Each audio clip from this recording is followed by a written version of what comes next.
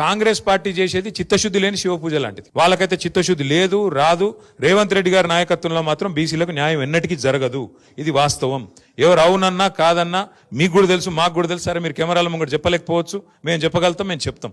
అయితే మీతో ప్రార్థన ఏంది అంటే, మీ అందరితో కూడా, మీరు ఎట్లయితే ఇవాళ మమ్మల్ని వచ్చి కలిసి మా మద్దతు కూడగొట్టే ప్రయత్నం చేస్తున్నారో, ముమ్మాటికి శాసనసభలో ఎట్లయితే మద్దతు చెప్పినామో, 10 ఏళ్లు ప్రభుత్వంలో ఉన్నప్పుడు కేసీఆర్ గారి నాయకత్వంలో ఎట్లయితే బలహీన వర్గాల సంక్షేమం కోసం చిత్తశుద్ధితో ప్రయత్నం చేసినామో, కాంగ్రెస్ పార్టీ యొక్క మెడలు వంచేదాకా, బలహీన వర్గాలకు వాళ్ళు ఇచ్చిన ప్రతి మాట నిలబెట్టుకునేదాకా 1,00,000 కోట్లు ఇస్తామని చెప్పినారు 5 ఏళ్లలో.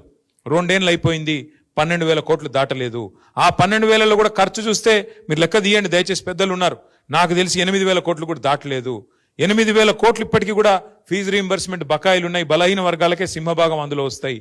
దాంతో పాటు కాంగ్రెస్ ప్రభుత్వం, కాంగ్రెస్ పార్టీ చెప్పింది 42% ఒకటే చెప్పలేదు, వాళ్ళు 1,00,000 కోట్లు ఒకటే చెప్పలేదు బడ్జెట్. వాళ్ళు చెప్పిన మాట సప్లాన్ తెస్తామన్నారు. దయచేసి మీరు ఈ మాట నేను అంటుంటే మీరు తప్పు పట్టొద్దు, తప్పు అనుకున్నా దయచేసి నేనైతే చెప్పాల్సి వస్తుంది. ఎందుకంటే ఇప్పుడు 42% రిజర్వేషన్ ఓన్లీ ఇక్కడ వాళ్ళు తెచ్చిన జీవో ఓన్లీ ఎలక్షన్ల కోసం తెచ్చినారు. ఏది? లోకల్ బాడీ ఎలక్షన్స్ కోసం.